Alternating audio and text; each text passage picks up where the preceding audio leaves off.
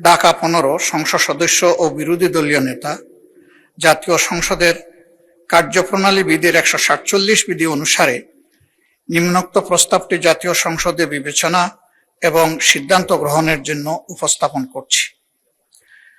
যেহেতু কাতারের সাবেক আমির, আধুনিক কাতারের রূপকার এবং বাংলাদেশের অকৃত্রিম বন্ধু মরহুম শেখ হামাদ বিন খলিফা আল থানি 12 জুলাই 2026 তারিখে ইন্তেকাল করেছেন, যা মুসলিম উম্মা এবং বাংলাদেশের জনগণের জন্য গভীর সুখের বিষয়।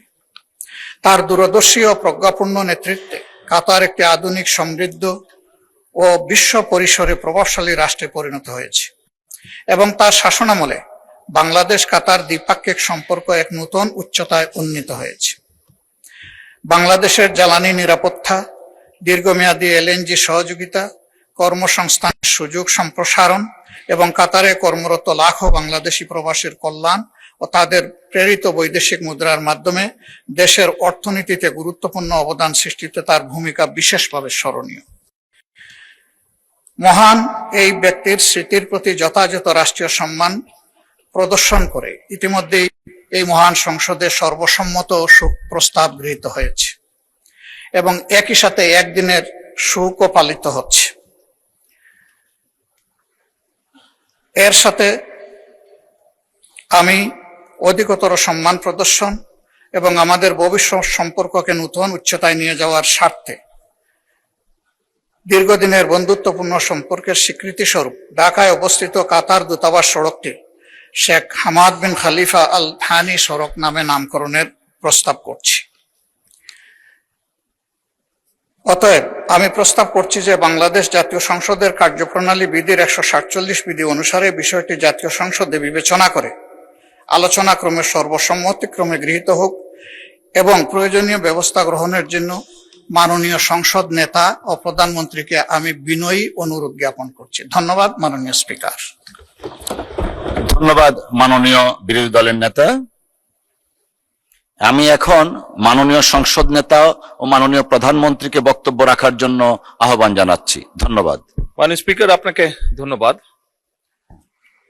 মাননীয় বিরোধী দলীয় নেতা যে প্রস্তাবটি উপস্থাপন করেছেন মাত্র মরহুম শেখ হামাদ বিন খলিফা আল থানির জন্য, আপনারা মাননীয় স্পিকার, আপনার মাধ্যমে সকল সংসদ সদস্যকে আমি অবহিত করছি, যদিও সকলেই জানেন যে তার প্রতি সম্মান দেখিয়ে, কাতারের জনগণের প্রতি সম্মান দেখিয়ে, কারণ কাতার এমন একটি দেশ যারা আমাদের উন্নয়ন কর্মকাণ্ডে, দেশের অগ্রযাত্রায় আমাদেরকে বিভিন্নভাবে সহযোগিতা করেছে বা করছে এখনো।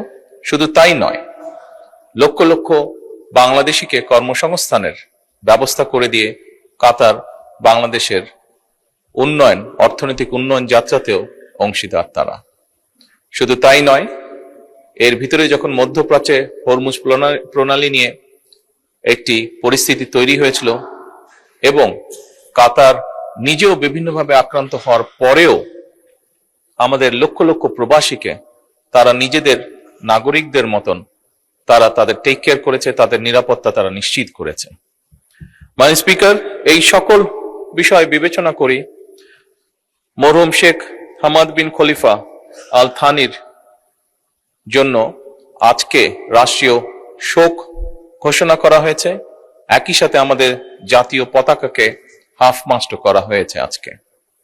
এরই ভিতরে যেটি প্রস্তাবনা সম্মানিত বিরোধী দলীয় নেতা উপস্থাপন করেছেন, আমি এরই ভিতরে গতকালকেই ঢাকা সিটি কর্পোরেশনে একটি উপযুক্ত সড়ক নির্ধারণ করে সেটিকে মরহুমের নামে নামকরণের জন্য এলজিআরডি